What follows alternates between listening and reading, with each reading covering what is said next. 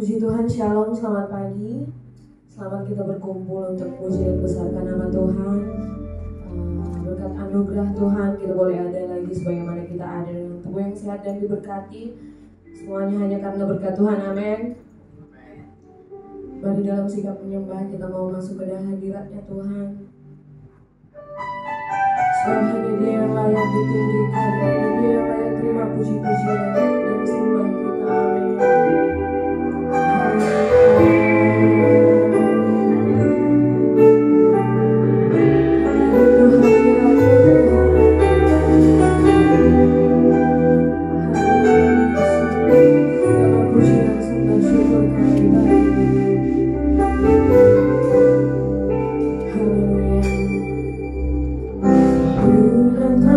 Bapa dalam kerinduan.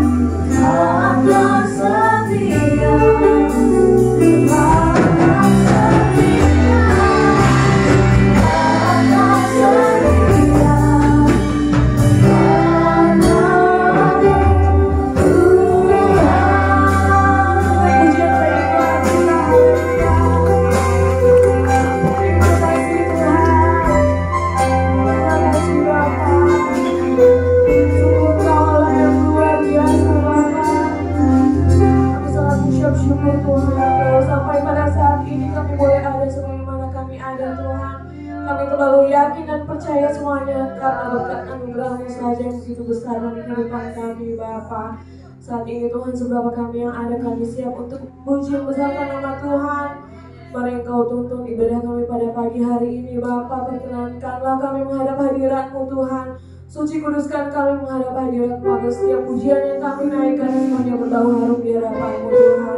Bagi jemaat yang masih dalam perjalanan Engkau, tuntun langkah kaki mereka agar mereka dapat tiba bersama-sama dengan kami memuji membesarkan nama Tuhan. Setiap fasilitas yang kami gunakan untuk memuji membesarkan nama-Mu Tuhan, Engkau yang memberkati.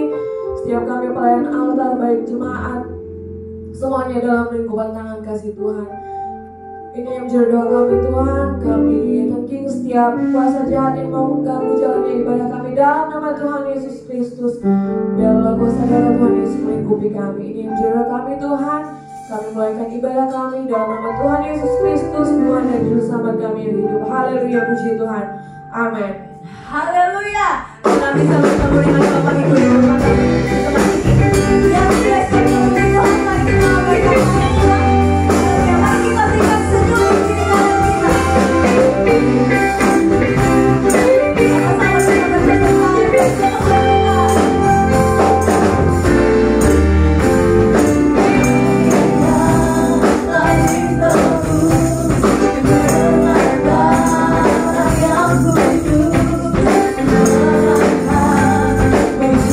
Yang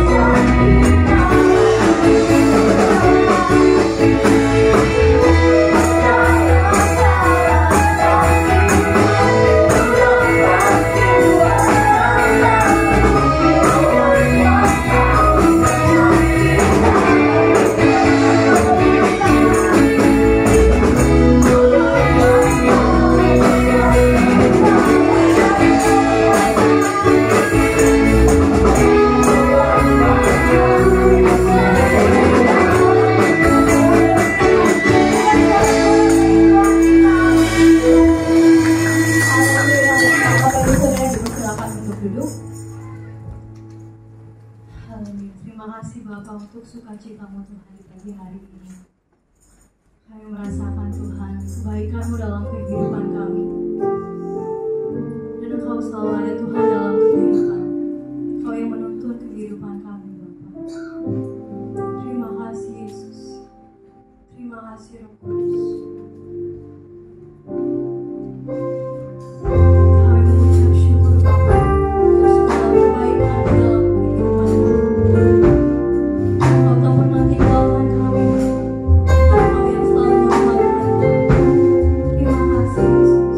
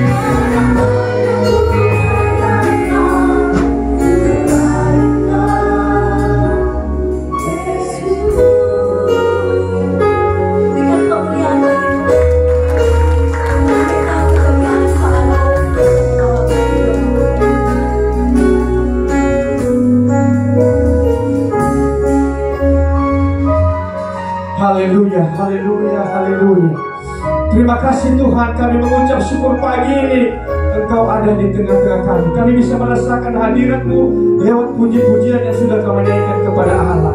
Terima kasih Tuhan, hati kami penuh dengan syukur pagi ini. Hati kami penuh dengan sukacita karena Allah ada di tempat ini. Terima kasih Tuhan, terima kasih. Penyertaan-Mu buat kami sempurna. Di hari-hari yang sudah kami lalui, penyertaan-Mu di dalam kehidupan kami sempurna adanya. Sehingga kami bisa ada di tempat ini, semua karena kemurahan Tuhan. Terima kasih Tuhan, terima kasih. Kami sudah memuji-muji-Mu, kami sudah menyembah Engkau lewat puji-pujian kami. Kiranya Engkau berkenan ya Tuhan. Dan saat ini kami mau mendengarkan firman-Mu Tuhan. Kami memerlukan firman-Mu. Oleh sebab itu setiap kami, tolong kami berikan hati yang rindu, berikan kami hati yang haus untuk mendapatkan firman-Mu Tuhan. Karena di dalam firman-Mu akan memberikan kami pertobatan. Firman-Mu akan menyelesaikan setiap permasalahan kami. Kami perlu firman Allah. Kami butuh firman Allah. Berbicaralah untuk kami saat ini Tuhan. Engkau mengetahui setiap keberadaan kami. Engkau mengetahui setiap kebutuhan kami akan firman-Mu. Oleh sebab itu berbicaralah Tuhan. Pakai hamba bibir mulut hamba-Mu yang telah Engkau mempersiapkan untuk menyampaikan firman-Mu saat ini untuk kami. Keras lembutnya firman-Mu kami akan menerima dengan sukacita. Kami tahu percaya bahwa itu adalah nasihat yang terbaik untuk kehidupan kami. Terima kasih Tuhan. Beracara terus di dalam kehidupan kami. Berbicaralah untuk kami saat ini. Karena semua kami yang ada di tempat ini membutuhkan dan memerlukan firman Tuhan. Terima kasih Tuhan, terima kasih. Engkau baik buat kami. Kalau sebentar juga kami akan memberikan persembahan kami. Tuhan, terimalah persembahan kami ini. Kami akan memberikan dengan hati yang tulus, semuanya untuk kemuliaan nama Tuhan. Dalam nama Yesus kami sudah berdoa dan mengucap syukur. Haleluya. Amin. Puji Tuhan, silakan duduk. Saat ini kita akan berikan persembahan. Sambil persembahan dijalankan dengan nyanyikan puji-pujian.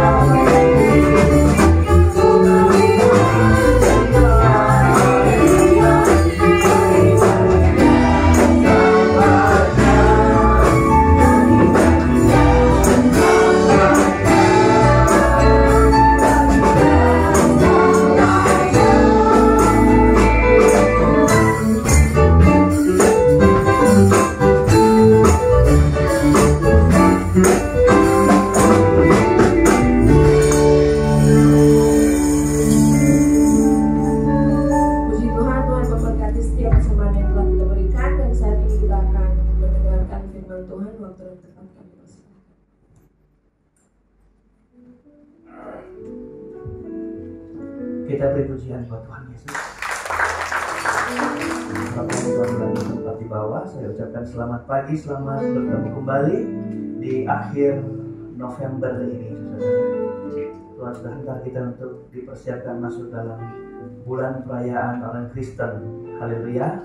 Jadi harus Natal kita sikapi dengan sukacita hari ini. Masih ada yang kurang yang merampas sukacita? Tidak ada, saya pikir. Haleluya. Saudara sukacita, boleh lambaikan tangannya. Puji Tuhan. Senang sekali bisa jumpa saudara, seberapa yang bisa menggerakkan hati untuk datang di sini. Ada yang menggerakkan tapi tidak menggerakkan hatinya. Oke, kita mau bicara tentang kenapa Tuhan harus jawab doa kita, saudara. Gitu. Jadi ketika saudara terjawab doanya, lalu selesai berhenti di situ. Tapi Tuhan punya maksud apa ketika doa-doa kita terjawab? Saya ingin bawa saudara berbentuk cerita dalam Yohanes pasal 5.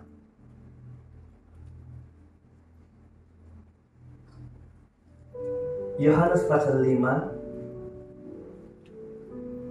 mulai ayat 1. Saya baca saja ini ayat ini sampai ayatnya yang ke-9 dengan cepat.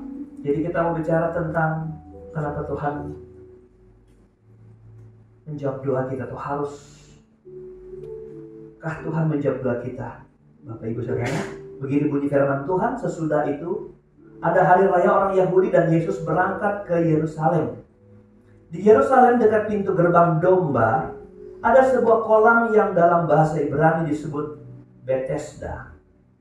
Ada 5 serambinya, dan di serambi-serambi itu berbaring sejumlah besar orang sakit, orang-orang buta, orang-orang timpang, dan orang-orang lumpuh yang menantikan goncangan air kolam itu.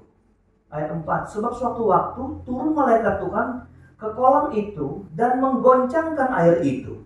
Barang siapa yang terdahulu masuk ke dalamnya, sesudah goncangan air itu menjadi sembuh apapun penyakitnya. Ayat 5, perhatikan yang kita mulai bahas di sini. Di situ, di kolam Bethesda itu ada seorang yang sudah 38 tahun lamanya sakit. Ketika Yesus melihat orang itu berbaring di situ, dan karena Yesus tahu bahwa orang itu telah lama dalam keadaan itu, berkatalah Yesus kepadanya, "Maukah engkau sembuh?" Jawab orang sakit itu kepadanya, "Tuhan, tidak ada orang yang menurunkan aku ke dalam kolam itu apabila airnya mulai goncang, dan sementara aku menuju kolam itu orang lain sudah turun mendahului aku." Jadi dia terus kalah selama 38 tahun. Kata Yesus kepadanya, "Bangunlah, angkatlah tilammu dan berjalanlah." Dan pada saat itu juga sembuhlah orang itu, lalu mengangkat tilamnya dan berjalan. Ini cerita yang sudah sama kita tahu, tapi hari ini kita mau mengambil maknanya. Apa yang Tuhan ingin singkapkan dalam cerita ini melalui hidup kita, Bapak Ibu Saudara yang diberkati Tuhan. Dikatakan ada kolam yang namanya Bethesda, ada 5 serambi, dan di serambi itu banyak orang yang terbaring di sana dengan berbagai penyakit yang mereka derita. Ayat 4 dikatakan karena ada malaikat yang akan turun menggoncang air itu, lalu air itu menjadi berkhasiat, menjadi berkuasa. Dan kemudian ada orang yang datang ke sana lalu turun menjadi sembuh, tapi dengan catatan, tidak semua yang turun ke kolam itu sembuh. Yang sembuh hanyalah orang yang apa? Lebih dulu masuk. Jadi dari sekian banyak orang, potensi untuk sembuh hanya satu orang. Hanya satu orang yang bisa sembuh. Tapi sebenarnya ayat 4 ini diragukan oleh banyak penulis Alkitab. Kalau kita membaca juga Alkitab terjemahan sehari-hari, saudara, ini cerita tentang malaikat datang itu hanya sebuah cerita orang. Bahwa ada malaikat yang menggoncang, tapi orang nggak pernah lihat malaikat. Jadi itu konon katanya, ceritanya seperti itu. Lalu terjadilah goncangan air itu. Oke, Bapak Ibu, kita tinggalkan hal itu dan kita melihat. Di situ ada seorang yang sudah 38 tahun lamanya sakit. Dia punya sakit lebih panjang dari umur Tuhan Yesus. Lama kali dia sakit. Panjang sekali penderitaannya. Saudara, kalau saya bilang tadi dia selalu kalah dalam perlombaan masuk ke kolam Bethesda itu, kita sudah bisa menggambarkan penyakit apa yang dia derita. Tidak dikatakan dia lumpuh. Dia cuma dikata Yesus, "Kamu bangkit, angkat tilammu dan berjalan." Tapi orang yang sakit parah juga tanpa lumpuh sudah tidak bisa bangun. Tapi saya melihat bahwa kualifikasi pendeta atau kelas penyakit orang ini adalah kelas penyakit yang serius. Karena dia selalu kalah dalam perlombaan. Dia baru mau berdiri, orang sudah lebih dulu. Saya pikir yang timpang, yang yang sudah gak kuat berjalan, kalah dalam perlombaan masuk. Kalau yang datang ke situ nganternya yang sakit gigi kan kakinya masih kuat lari, dia pasti menang lebih dulu. Jadi hanya orang-orang yang sakit ringan yang bisa berlari, yang bisa menang. Tapi orang yang sakit parah gak ada harapan di kolam Bethesda. Tapi orang ini bertahan. Oke, kita lihat selanjutnya. Bapak Ibu Saudara, kita memulai dengan kalimat ini. Ayat 6. Ketika Yesus melihat orang itu berbaring di situ, dan karena ia tahu ia telah lama dalam keadaan itu. Jadi Yesus tahu orang itu bukan orang kemarin di situ. Dia sudah lama, bahkan keadaan sakitnya sudah sebegitu parah. Berkatalah Yesus kepadanya, maukah engkau sembuh? Maukah engkau sembuh? Kalau kita, Bapak Ibu Saudara ya, kalau kita cuman berpikir gini sejenak, ini Tuhan Yesus ini aneh, saudara ya, saudara. Kenapa dia memberi pertanyaan yang dia sendiri sudah tahu bahwa orang ini butuh itu? Ulang. Kenapa Tuhan memberi pertanyaan kepada orang ini yang dia sendiri tahu orang itu butuh itu? Haleluya. Seperti orang yang kelaparan sudah kurus kering. Sudah tahu otomatis kebutuhan orang yang kelaparan adalah apa? Makan. Kita nggak perlu tanya mau makan. Itu memang sudah kebutuhan dia. Haleluya. Ini menjadi pertanyaan saudara kepada kita. Orang ini butuh itu. Tapi itu ditegaskan oleh Yesus. Bukan Tuhan nggak tahu dia butuh sembuh. Tapi Tuhan perlu tanya orang ini, apakah engkau betul-betul sembuh? Ini yang saya bilang sama saudara, hari ini kita mau bahas, kenapa Tuhan mau jawab doa kita. Tuhan mau pertegaskan dulu permohonan kita. Kenapa engkau gereja? Coba saudara. Oh karena diajak. Oh karena terpaksa. Oh karena sakit. Kenapa engkau sembuh? Saudara, saya secara umum dulu saudara. Saya tahu Tuhan ingin menggali motivasi sembuh dari orang ini. Amin. Kedua yang saya mau ingin katakan kepada saudara. Kalau engkau sembuh, apa yang kau bisa buat? Kalau Tuhan buat sebuah perubahan kepada saudara, apa yang saudara bisa buat? Amin. Ini letak keluarbiasaan Tuhan saat dia bertanya kembali tentang apa keperluan kebutuhan. Yang ketiga saya ingin katakan begini. Kenapa Tuhan bertanya sesuatu yang kita perlu? Karena kemudian Tuhan ingin kita sadar bahwa kita ini berubah dari sakitnya sembuh. Itu karena Tuhan. Coba lihat. Kenapa Tuhan menawarkan hal itu dengan nilai pengertian seperti itu? Karena dia ada di tempat di mana ada pertolongan yang lain. Yang namanya apa? Kolam Bethesda. Kenapa Tuhan tanya ulang? Maukah engkau sembuh? Supaya dia sadar. Waktu dia mau sembuh, yang nyembuhin dia siapa? Yang nawarin kesembuhan atau kolam Bethesda itu? Haleluya. Oke Bapak Ibu Saudara.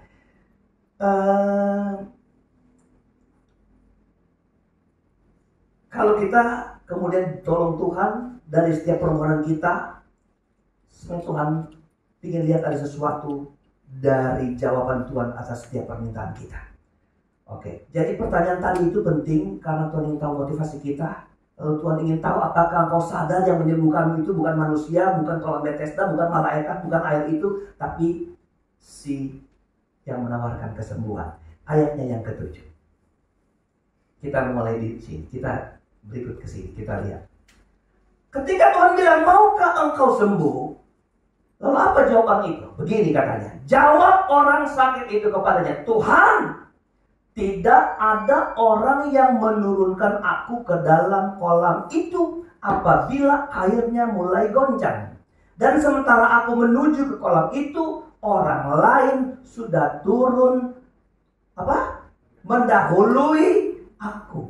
Apa yang dia bilang? Dia menyampaikan keadaannya yang tak bisa tertolong karena tidak ada penolong yang bawa dia untuk mengalami pertolongan melalui kolam Bethesda. Saudara, kata Tuhan di ayat ini, dia bilangkan Tuhan, tidak ada Tuhan. Hanya Alkitab TB dan TL yang tulis kata Tuhan. Kalau Alkitab bahasa Inggris rata-rata menulis kata Sir, Tuhan. Alkitab terjemahan bahasa Indonesia yang lain juga menulis Tuhan. Tuhan adalah Tuhan, tapi belum semua Tuhan adalah Tuhan. Betul? Betul?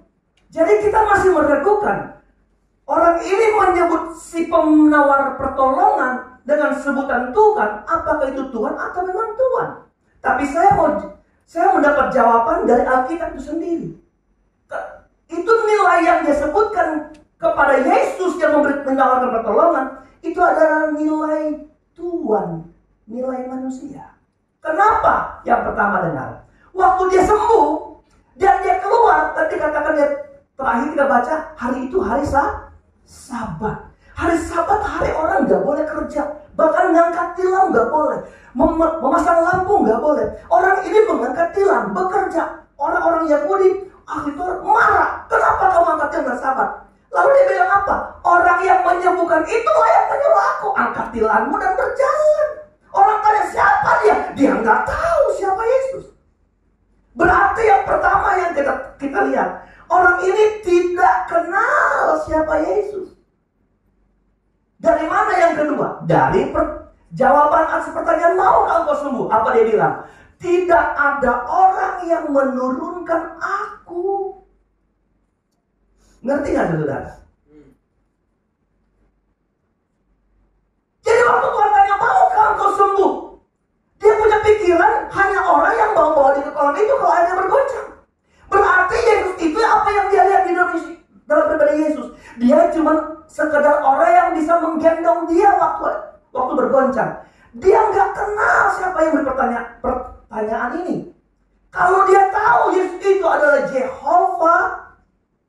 Jehovah yang menyembuhkan Jehovah, ragu. Jehovah Rafa, dia nggak akan melihat kolam itu. Dia melihat sumber pertolongan itu. Haleluya. Jadi dia nggak kenal. Dia berharap ini yang bertanya adalah orang yang bisa bantu dia. Karena sekian lama orang tidak mau menolong dia. Dia selalu kalah dalam kompetisi kesembuhan. Bapak Ibu Saudara. Dan saya pikir orang ini mengecilkan Tuhan. Tuhan tidak lebih besar dari malaikat yang menggoncang air itu. Orang ini mengecilkan Tuhan. Tuhan itu tidak lebih hebat daripada ketika malaikat itu datang menjaminkan kesembuhan bagi orang yang pertama masuk. Bapak Ibu Saudara yang berkati Tuhan, ini kenapa Tuhan ingin tanya kepada kita. Kalau engkau mau dijawab doamu, kalau engkau mau sembuh, waktu engkau sembuh, apa yang kau lihat dari kesembuhan? Tuhan yang menolong atau engkau lihat ada pertolongan di luar Tuhan? Bisa bilang haleluya. Jadi kenapa dia bilang nggak ada orang yang bawa aku? Aku selalu kalah kompetisi ini karena dia memandang Yesus hanya sebagai manusia yang bisa nolong. Yang kedua, kenapa dia bilang tidak ada orang yang menurut aku ke kolam itu? Coba lihat fokusnya. Kolam apa? Itu. Fokusnya apa? Kolam itu. 38 tahun. Yang ada di pikirannya apa? Terobsesi, terfokus kepada satu kata. Sembuh. Sembuh. Setiap hari yang ada di pikiran dia sembuh. Orang sakit teriak setiap hari. Sembuh. Sembuh. Karena dia di kolam itu, maka fokusnya, obsesinya itu tergerak bergantung kepada kolam itu. Artinya, waktu dia membangun fokus ini, dia menaruh pengharapan sembuh kepada kolam itu. Saudara dengar baik, saudara yang diberkati Tuhan. Kalau engkau gagal fokus, engkau nggak akan pernah ketemu jalan keluar yang sebenarnya. Kalau engkau gagal fokus, salah fokus. Di depan dia berdiri Jehovah Rafa. Di depan dia berdiri penyembuh. Tapi fokusnya bukan kepada si pemberi mujizat, kepada si sumber kesembuhan. Dia fokusnya ke tempat yang lain. Saudara bawa kendaraan, kalau nggak fokus, pertama bisa masuk jurang. Kedua bisa tabrakan. Apakah sampai ke tujuan? Saudara tidak akan pernah sampai ke tujuan. Saya tanya, berapa lama engkau iring Tuhan? 38 tahun di sini ada? Setiap hari engkau fokus dengan meminta sesuatu. Jadikan anak saya hebat. Luluskan dia di kuliah. Biar anak saya bertumbuh sehat. Berkati bisnis saya. Setiap hari kita ngomongin pertolongan. Setiap hari kita harapkan jawaban Tuhan. 38 tahun orang ini fokus untuk ini. Saudara yang diberkati Tuhan. Hari ini saya memberitahu, engkau fokus kepada yang benar, kepada sumber pertolongan itu sendiri. Maka saya percaya ada pertolongan yang ajaib daripada Tuhan. Ini orang ini beda sekali dengan Yairus. Tahu cerita Yairus? Yairus itu hanya bilang, kirim berita, kamu kasih tahu sama Tuhan, anak saya sakit di rumah, parah. Dan Anda tahu, anak ini mati. Anak ini mati. Kasih tahu ya sama Yesus. Bilang sama Yesus gini, Tuhan, katakan satu kata saja, anak saya sembuh. Dia tahu kok fokus. Dia tahu menjaga fokusnya. Siapa yang menjadi sumber? Gak perlu Tuhan datang. Gak perlu Tuhan jamah. Lihat waktu janda lagi. Perempuan 12 tahun pendarahan. Dia dengar tentang Yesus. Lalu dia alihkan fokusnya. 12 tahun dia bilang. Alkitab bilang orang ini, perempuan ini telah menghabiskan hartanya untuk sembuh dari penyakit. 12 tahun. Tapi ketika dia dengar berita baru, sekian lama 12 tahun dia dengar tabib itu, sinse itu, pendeta itu, termasuk pendeta. Karena kolam baptisan bukan tahyul. Kolam baptisan tidak dianggap sebagai ilmu gelap atau perdukunan. Karena yang mengerjakan mereka adalah malaikat Tuhan. Saudara dengar baik. Percaya ada Tuhan hidup kita. Tuhan yang akan pasti menolong hidup kita. 12 tahun dia habis waktu mikir sembuh kesana kemari, gak pernah sembuh. Ada informasi sepintas, ada yang mau lewat, seorang yang berkuasa, yang menyembuhkan sakit penyakit. Apa dia bilang waktu dia fokus hatinya kepada Tuhan? Asal ku jamah jubahnya, aku sembuh. Haleluya. Amin. Amin. Saudara, ini kita baru bicara awal, baru bicara bagaimana kita dijawab doa-doa kita. Kan kalau lihat judulnya, tujuan apa Tuhan menjawab doa kita? Kalau kita sendiri tidak berdiri benar untuk dapat jawaban, nanti tujuan Tuhan ketika menjawab doa kita tak terjadi dalam kehidupan kita. Jadi ini khotbah pertama menggiring saudara berdiri benar waktu kita meminta pertolongan. Lalu kau yakini yang menolong saudara adalah Tuhan Yesus Kristus sebagai penolong saudara satunya. Wanita ini tidak perlu dijamah Tuhan. Tuhan gak perlu menoleh ke dia. Tuhan gak perlu bicara dengan wanita ini. Dia hanya bilang, ku sentuh saja, aku sembuh. Saudara, beda sekali dengan orang yang 38 tahun sakit.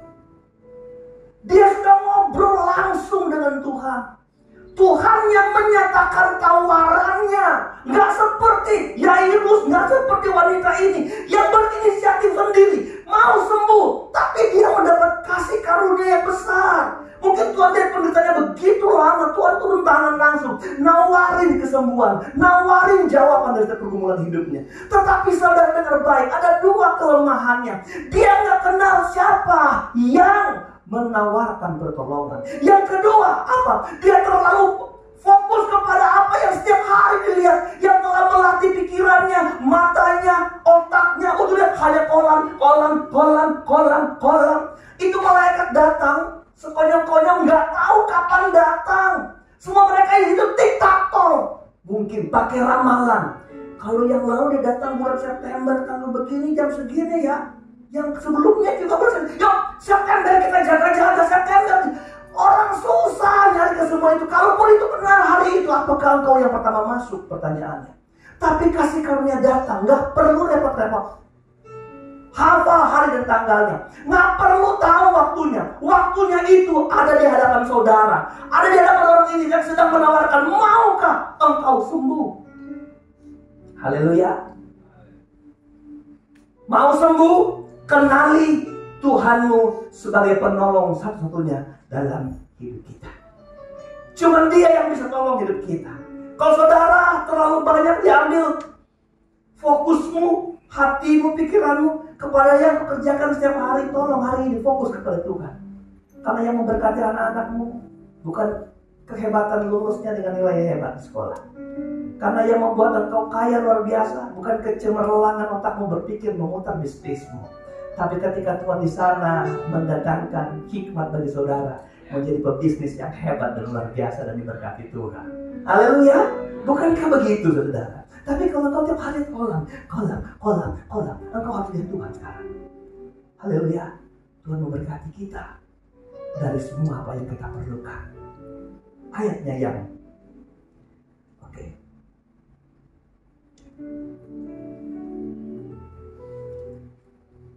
ke-8. Kata Yesus kepadanya, bangunlah, angkatlah tilanmu, dan berjalanlah. Saya melihat pertolongan kesembuhan yang Tuhan kerjakan kepada orang ini. Itu pertolongan yang Tuhan berikan berdasarkan kasih karunia yang besar dalam kehidupannya. Saya bilang berbeda dengan wanita tadi 12 tahun. Dia inisiatif datang dialami. Orang ini gak inisiatif apa-apa, Tuhan berikan. Haleluya, Tuhan berikan. Itu sebabnya kalau Anda baca sampai ayat 9 yang kita baca, ketika dia sembuh, gak ada ucapan terima kasih dari dia. Betul gak? Betul gak? Harusnya dia tenang. Hah? Kok aku bisa sembuh tanpa kolam itu? Siapa ini orang ini? Gitu dong. Gitu kan? Harusnya. Tapi gak ngerti nih hatinya ada di mana. Udah terima pertolongan. Waduh, buta hati saudara. Coba saudara bandingkan dengan cerita ini. Waktu murid-murid, ingat, ini murid-murid loh. Beda banget dengan orang 38 tahun. Orang 38 gak kenal Yesus. Murid-murid kenal Yesus gak? Kenal gak? Kenal. Yang 38 tahun gak tahu siapa Tuhan. Udah sembuhin dia. Orang ke siapa? Itu yang nyuruh. Gak bilang dia saudara. Oke, ini murid-murid di tengah danau, di atas perahu. Mereka diancam mati, tenggelam, angin sakal, angin puting beliung datang menghantam perahu itu. Seluruh keahlian, seluruh kemampuan Simon CS yang orang ahli danau hari itu tidak mampu dengan kekuatan mereka. Mereka siap untuk mati. Baru sadar, Yesus, kenapa engkau tidur? Tidakkah engkau tahu kami sudah mau mati? Lalu Tuhan bangun, dia berdiri di perahu dan dia bilang, hei angin, danau tenang, teduh. Teduh. Anda tahu apa reaksi murid-murid waktu teduh? Ada yang bisa jawab? Pasti murid-murid yang jawab nih. Ada yang bisa jawab? Ya. Siapa gerangan orang ini? Kata Simon. Dalam kekristenan kita Bapak Ibu, kalau letupan rasa ini mulai hilang, sekalipun kau orang Kristen, engkau akan gagal fokus dengan Tuhan. Haleluya. Ini orang murid-murid loh. Waktu alami mujizat, terkagum-kagum. Orang apa ini? Model macam mana orang ini? Yang angin danau takluk sama dia. Orang ini ngalamin mujizat tanpa kolam, tanpa perlu diangkat, cuma diomongin. Angkat tilangmu, berjalan. Alkitabnya beri catatan, mana rasa masgunya tentang Tuhan? Mana rasa syukurnya tentang Tuhan? Saudara, Alkitab mengajar kita hari ini, bersyukurlah setiap waktu. Karena kalau kita masih hidup jam ini karena anugerah Tuhan, karena kemurahan Tuhan, karena kasih sayang Tuhan. Dan bukan kita hebat, bukan kita kuat, bukan kita gagah. Saya tanya, tiap hari kau minta umur panjang gak? Enggak kan? Tapi engkau masih hidup sampai hari ini panjang umur. Siapa yang ngasih sama saudara? Tuhan yang memberi hidup, yang punya pegangan hidup, yang pegang kehidupan, dia berikan sama kita. Haleluya. Ya, jadi orang yang mengenal. Karena kenapa saudara? Ada banyak orang di gereja, tapi dia nggak kenal Tuhan. Apa bisa iya? Oh iya. Apa bisa ada orang di gereja tapi dia tidak kenal Tuhan? Ada banyak saudara nggak kenal Tuhan. Dari mana kita bisa lihat alat ukur orang di gereja tapi nggak kenal Tuhan? Ukurnya dari orang yang 38 tahun ini. Gimana ukurnya? Ya. Gimana ukurnya? Satu tadi, dia nggak berterima kasih buat Tuhan tolong. Yang kedua gini, kalau ada masalah, kalau ada persoalan, kalau ada sakit penyakit, kelihatan reaksi awalnya di mana? Ke siapa? Ke kolam atau ke Tuhan? Haleluya. Orang di gereja itu diukur mengenal Tuhan. Kalau reaksinya benar, benarnya bagaimana? Waktu dia ada masalah, persoalan, dia tahu hidupnya itu dituntun Tuhan, dijaga Tuhan. Berarti reaksinya ketika pada persoalan harus ke Tuhan. Bukan kepada siapa yang bisa nolong. Kolam Bethesda, engkau kita, saudara kita, dokter, spesialis kita. Hei, orang yang kenal Tuhan, apa-apa Tuhan lebih dulu. Apa-apa Tuhan lebih dulu. Apa-apa Tuhan lebih dulu. Sekalipun terperosok jauh ke dalam, ingat Tuhanmu. Engkau belum diangkat hari ini, serukan Tuhan, serukan namanya. Karena cuma dia kalau mengangkat kita ke tempat yang aman. Bukan ada yang ngangkat ditaruh tempat yang kemungkinan jatuh lagi. Haleluya. Jadi mari kita belajar mengenal Tuhan.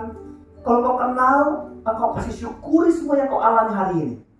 Engkau pasti syukuri dengan berkat-berkat Tuhan yang kau dapat hari ini. Saya membaca cepat bagian sisa untuk berhenti ke ayat 14 dan ayat 15. Oke, 14 dan 15 kita.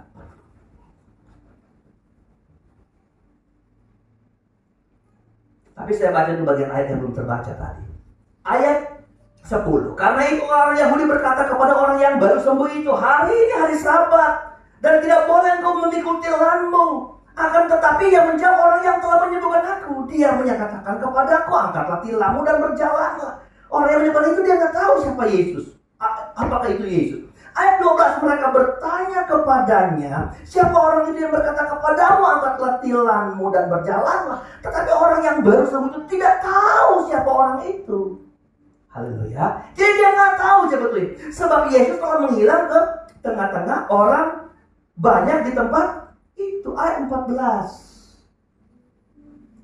Kemudian Yesus bertemu dengan dia dalam bait Allah, lalu berkata kepadanya, engkau telah sembuh, jangan berbuat dosa lagi, supaya padamu jangan terjadi yang lebih buruk. Coba kita lihat. Engkau, waktu saya mengajar kemarin baru selesai itu tabernakel, ada satu pertanyaan begini, saudara. Bapak, kenapa Bapak bisa mengartikan ini Misalnya pintu gerbang itu sebagai ini Pak. Lalu kemudian penutup kemah tabernakel itu artinya ini. Bagaimana Pak kalau ada orang hamba Tuhan yang lain juga mengartikan yang lain? Nah ini bingung saudara. Saya nggak jawab itu artian saya itu betul atau nggak benar, berarti saya yang salah. Tapi saya jawabnya begini. Bagaimana menjadi hamba Tuhan, teolog yang memberi arti dari sebuah firman? Pertama, kalau ada jawaban dari firman Tuhan tentang sesuatu yang perlu kita jawabkan itu masih buram dalam satu kalimat. Yang ngejawab itu harus firman Tuhan itu sendiri. Nggak boleh pikiran orang. Oh kata profesor itu nggak boleh. Harus Alkitab. Contoh kan, itu perak bicara penebusan. Kenapa Bapak bilang perak penebusan? Karena Alkitab yang bilang. Mana kita buka? Perak itu lambang penebusan ya. Kita baca ayatnya. Oh iya. Itu bulu kambing itu lambang kesucian. Kenapa itu Bapak bilang bulu kambing? Nggak masuk otak kita bulu kambing. Saya bilang gini, waktu imam memeriksa domba atau kambing yang dipersembahkan, harus dinyatakan imam itu barang itu benda itu atau binatang itu harus kudus. Salah satu untuk memeriksa barang itu atau binatang itu kudus. Binatang itu tidak boleh bercacat dari ujung rambut sampai ujung kaki. Kalau tanduk dapat dilihat, tapi ada cacat waktu domba itu masih kecil dan itu tersembunyi di dalam bulu. Ketika bulu diurai, kelihatan cacatnya atau tidak cacat. Oh begitu Pak. Nah, siapa yang jawab? Bukan kita yang jawab, Alkitab yang menjawab. Gitu. Nah Bapak Ibu Saudara yang berkati Tuhan, kita lihat orang ini kan nggak kenal Tuhan. Kita mau transartikan gini. Yesus bertemu dia di dalam bait Allah. Mari kita coba menggali maknanya gini. Kenapa Tuhan mau bertemu dia? Jawabannya harus Alkitab. Karena setelah dia sembuh, dia nggak ngerti siapa penyembuh. Maka Tuhan datang harus bertemu dia supaya dia mengerti kalau dia sembuh tadi itu karena Tuhan. Jadi ketika Yesus datang mau bertemu dia, itu bukan terjadi dengan sekonyong-konyong. Itu terjadi bukan karena kebetulan, tapi Tuhan itu memang datang untuk memberitahu. Betul dia nggak apa-apa dari bait Allah, tapi dia masih belum tahu siapa yang menyembuhkan dia di kolam Bethesda. Makanya saya bilang tadi ada orang di bait Allah, tapi belum tentu dia ngerti siapa pemberi pertolongan atas hidupnya. Dia di bait Allah, tapi Tuhan perlu datang menjelaskan dalam diri dia, akulah yang menyembuhkan engkau. Haleluya. Amin saudara. Jadi Bapak Ibu Saudara, percaya Tuhan selalu mengejar saudara untuk mengerti tentang siapa penolongmu yang hebat dan luar biasa itu. Engkau telah sembuh, jangan berbuat dosa lagi, supaya padamu jangan terjadi yang lebih buruk. Yang kedua, apa yang Tuhan punya maksud? Kalau kau sembuh, jangan kembali kepada masa lalu saudara. Karena kalau kau kembali, akan terjadi hal yang lebih buruk dari yang kau alami hari ini. Banyak orang berdoa, teriak minta pertolongan. Tapi ketika dia sehat, dia kuat. Apa yang diberi? Kembali ke dulu. Dulu dia peminum keras. Lambungnya apa ya? Rusak. Paru-parunya rusak. Paru-parunya rusak. Dulu di Manado saudara, ada seorang ibu terus setiap minggu pasti ada dua kali. Pendeta datang doain, kenapa? Suaminya pulang mabuk saudara. Kami sudah pindah ke sini, tiba-tiba dia, kami mau ke Jakarta, mau berobat, suami saya kenapa? Ke Rawamangun ada rumah sakit paru-paru apa itu namanya? Dia, saya perlu operasi di situ. Persahabatan ya. Wah, saya datang lagi. Waduh, dikurang cairan itu. Dengar. Jangan pernah kembali kepada yang pernah Tuhan tolong di hidup saudara. Amin. Karena konsekuensinya lebih buruk dari yang pernah Tuhan nyatakan mujizat kasih saudara. Ayatnya yang ke-15. Orang itu keluar lalu menceritakan kepada orang Yahudi bahwa Yesuslah yang telah menyembuhkan dia. Boleh bilang amin? Baru kemudian dia menjadi menjadi apa? Saksi. Tentang siapa? Tentang yang menyembuhkan dia. Apa jawaban khotbah ini om dari judulnya? Jauh banget. Maksud Tuhan menjawab doamu. Maksud Tuhan mengabulkan permintaan. Kita mulai dari apa yang Tuhan katakan awal kepada orang ini. Maukah engkau sembuh pada dia butuh sembuh? Maukah engkau sembuh? Karena pertanyaannya adalah waktu Tuhan bertanya mengulang-ulang apa yang kau mau. Mau sembuh nggak? Mau sembuh nggak? Mau sembuh nggak? Tuhan mau bilang begini. Kalau engkau disembuhkan, dipulihkan, kamu mau buat apa? Di perubahanmu yang engkau kemudian aku jawab, kamu mau buat apa? Di setiap perubahanmu. Orang ini belum berbuat apa-apa bagi Tuhan. Kalau dia sekedar masuk rumah Tuhan, baik Allah, dia belum berbuat apa-apa. Maka Tuhan akan kasih mengerti dia, akulah yang menyembuhkan kau. Kalau dia keluar menjadi berkat bagi banyak orang. Hidup ini tidak hanya berhenti ketika Tuhan jawab permohonan kita. Tuhan tolong aku sembuh. Kalau engkau sembuh, engkau buat apa? Tuhan berkati anak saya supaya anak saya lulus, Tuhan. Kalau sudah lulus, lalu apa? Lalu bagaimana coba? Apakah setelah itu selesai? Hidup ini bukan hanya persoalan sakit dan disembuhkan, sakit dan disembuhkan, punya masalah dan ditolong, punya masalah dan dibebaskan. Hidup ini bukan cuma itu. Tapi kalau Tuhan turun tangan, Tuhan menyatakan aku penolongmu, Tuhan mau bilang gini, kalau aku tolong perubahan hidupmu, engkau mau buat apa dari perubahan hidup itu?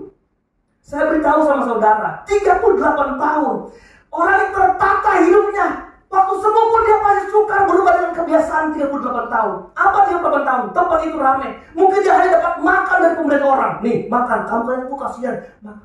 Mungkin dia bisa keenakan dengan hal itu. Tapi waktu engkau sembuh, apakah engkau sekarang mau makan dari usahamu sendiri atau dari orang lain? Halo? Kenapa Tuhan tolong kita? Karena Tuhan ingin ada sesuatu yang kita kerjakan di akhir pertolongan Tuhan atas hidup kita. Waktu kita belum nikah, kita doakan Tuhan, beri aku jodoh Tuhan. Setelah nikah apa? Setelah engkau hidup, dikasih perubahan hidup, lalu apa? Apakah kemudian berarti hidup pernikahanmu? Waktu belum punya anak, Tuhan beri kami anak Tuhan. Setelah punya anak, coba apa? Apa? Berguna bagi Tuhan atau tidak? Menjadi kesaksian hidup bagi Tuhan tidak? Gini kan hidup kita, saudara. Haleluya. Lihat di kita sendiri sekarang. Siapa kita di hadapan Tuhan? Saya mau ulang. Kita bukan siapa-siapa kalau bukan Tuhan campur tangan hidup kita. Kita mundur ke belakang, siapa kita 20 tahun lalu? Siapa kita 10 tahun lalu? 30 tahun lalu? Siapa? Kita bukan siapa-siapa, kita pengangguran. Kita bukan apa-apa. Coba lihat yang kau menjadi temanmu, rekan bisnismu. Kalau bukan Tuhan yang temukan supaya kau punya jalan menjadi orang hebat. Dulu kau bukan apa-apa, kau sendiri. Tapi ketika Tuhan tolong, Tuhan mau bilang, apa yang kau mau buat bagi Tuhan ketika Tuhan berubah hidup saudara? Amin. Apakah kau kemudian mau berarti? Kalau kau nggak berubah, Tuhan kejar. Tuhan mau bilang, aku loh yang tolong kamu di Bethesda. Aku yang sembuhkan kamu. Kamu berubah hidupmu dan kamu menjadi berkat bagi banyak orang. Kalau Tuhan membuat engkau menjadi kaya, lalu apa? Kemudian apa? Kekayaan. Mau berarti bagi Tuhan atau tidak? Saya kecil-kecil begini saudara. Mungkin bulan lalu saya menyumbang 5 gereja, 40 kursi satu gereja. Kalau 100.000 aja satu kursi, berarti satu gereja dapat berapa juta? 4 juta kan, kalau 40.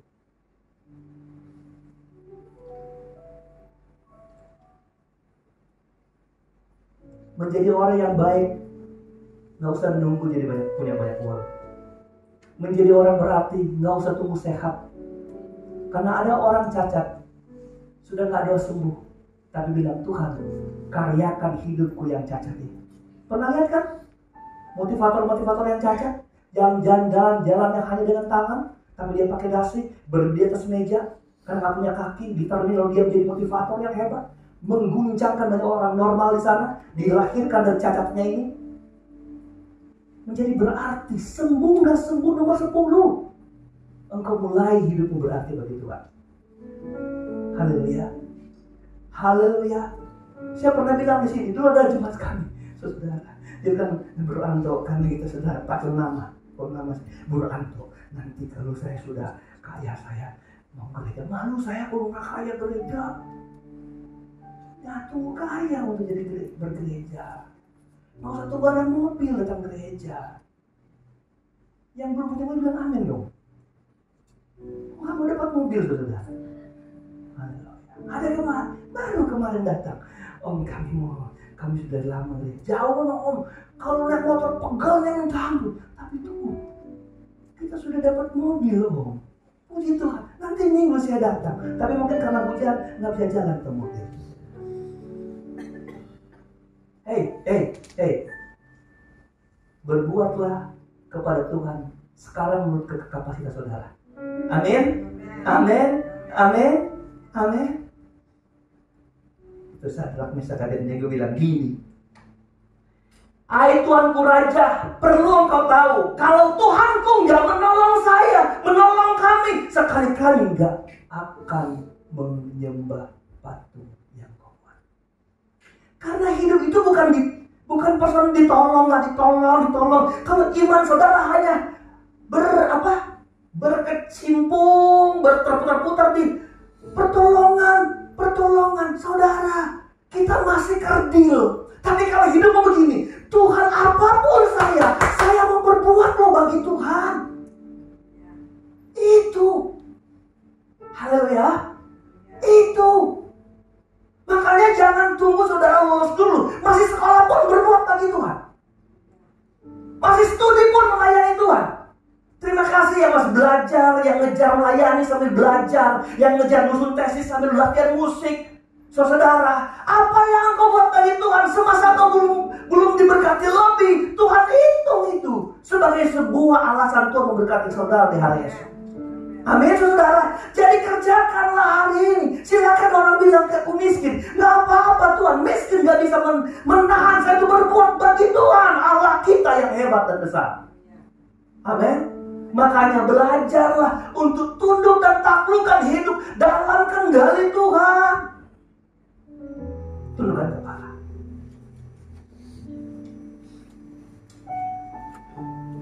Kita bilang terima kasih buat Tuhan hari ini. Bilang terima kasih Tuhan, kau baik dalam hidup ini. Tahu gak kalau Tuhan mau jawab doamu? Tahu gak kalau Tuhan mau jawab permohonanmu? Tuhan mau bilang, engkau ingat sebelum Tuhan aku jawab, apa yang kau mau buat bagi Tuhan kalau Tuhan menjawab doa? Karena kita lebih banyak berdiri depan Tuhan sebagai pengemis, meminta-minta tapi tidak menjadikan yang kita minta menjadi kemuliaan bagi si pemberi. Terima kasih Bapa di surga pada anugerah-Mu. Terima kasih Tuhan Yesus. Mungkin hari ini kami masih seperti orang yang 38 tahun yang sedang mencari-cari jawaban yang pasti. Bethesda atau Yesus, Bethesda atau Yesus, Bethesda atau Tuhan. Tapi kalau kami percaya kami Tuhan sudah panggil jadi anak Tuhan, jadi orang percaya, kami percaya pertolongan Tuhan dia dan amin. Tuhan ampuni kalau kami sudah mendapat banyak pertolongan, tapi kami lupa dengan Tuhan.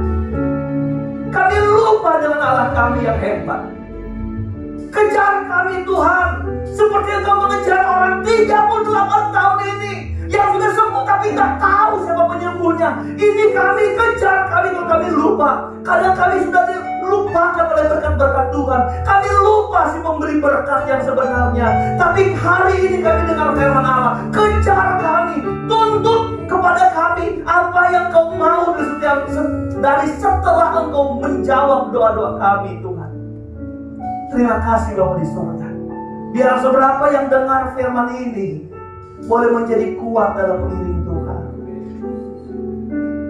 Hidup bukan persoalan sembuh atau sakit, diberkati atau tidak, tapi hidup adalah bagaimana kau berarti bagi Tuhan.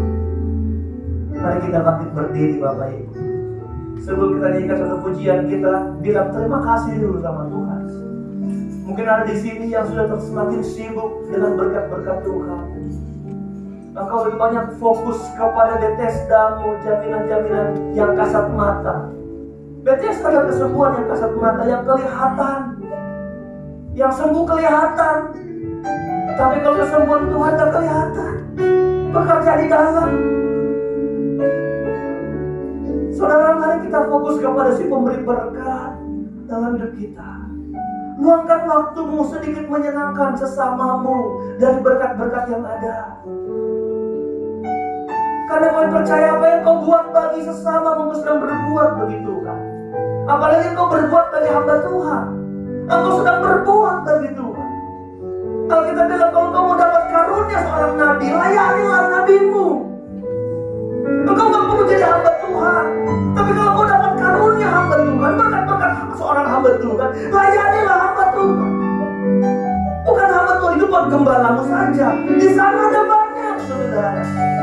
Makanya kami mau fokus kepada pelayanan, memberkati dulu, mensehatkan hamba-hamba Tuhan supaya mereka fokus melayani Tuhan. Terima kasih Bapa di surga buat anugerah-Mu yang ajaib dalam firman kami.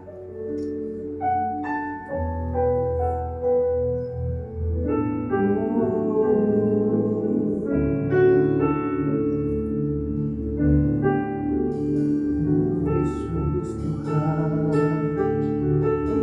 terima kasih.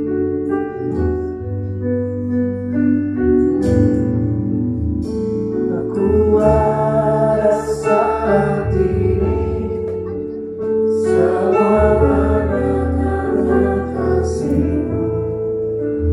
Aku hidup hari ini, semua berkat kemurahan-Mu. Terima kasih Yesus, Engkau sangat baik.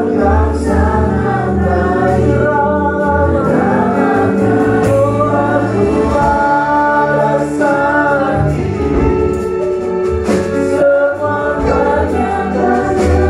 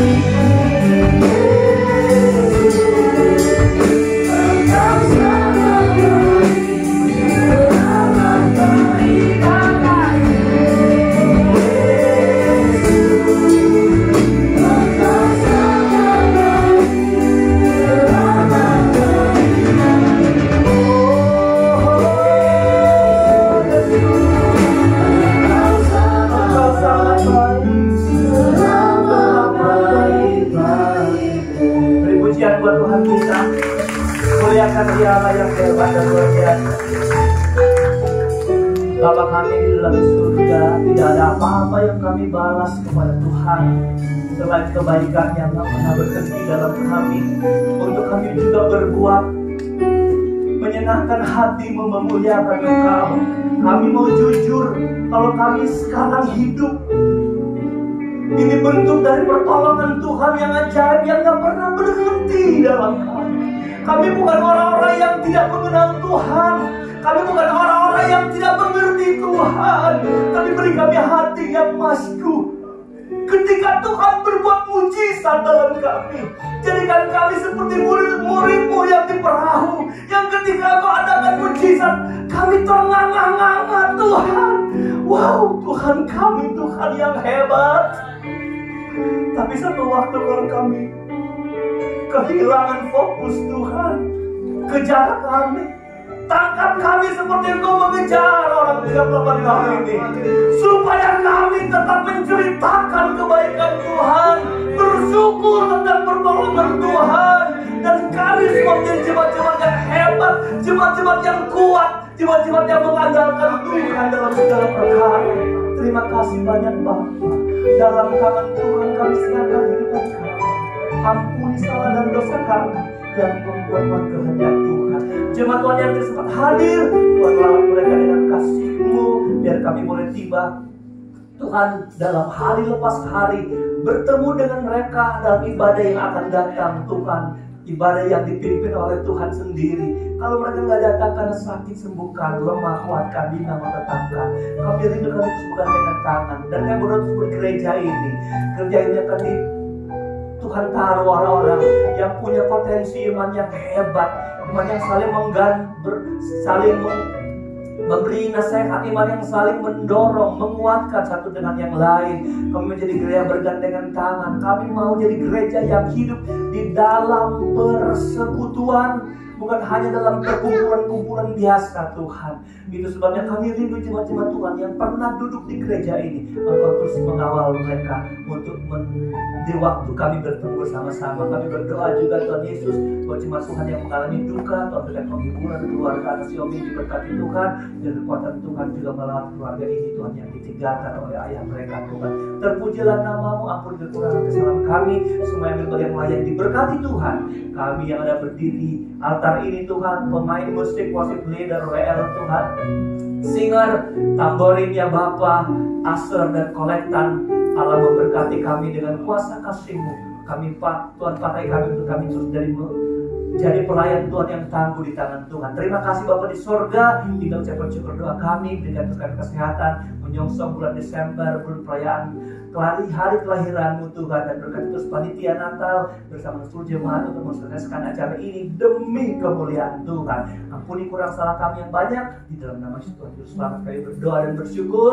Menyerahkan langkah pulang jemaat-jemaat Tuhan dan tempat ini kami ke rumah mereka, jangan kaki berkendaraan, sama Tuhan menolong kami semua Bapak. Terima kasih, ini ucapan syukur kami akhiri ibadah ini, dan kami angkat tangan dan hati kami di hadapan Tuhan, dan anak-anak kembali dan bawalah pulang berkat anugerah, kemurahan, kasih sayang, sukacita, penghiburan, kekuatan, serta urapan yang dari Allah Bapa, Putra dan Roh Kudus dalam kasih karunia Tuhan Yesus Kristus menyertai kita. Dari sekarang besok dan sampai hari Maranatha, Tuhan Yesus datang kembali. Mengucap syukur, kami sudah berdoa kepada Bapa. Haleluya, haleluya, haleluya.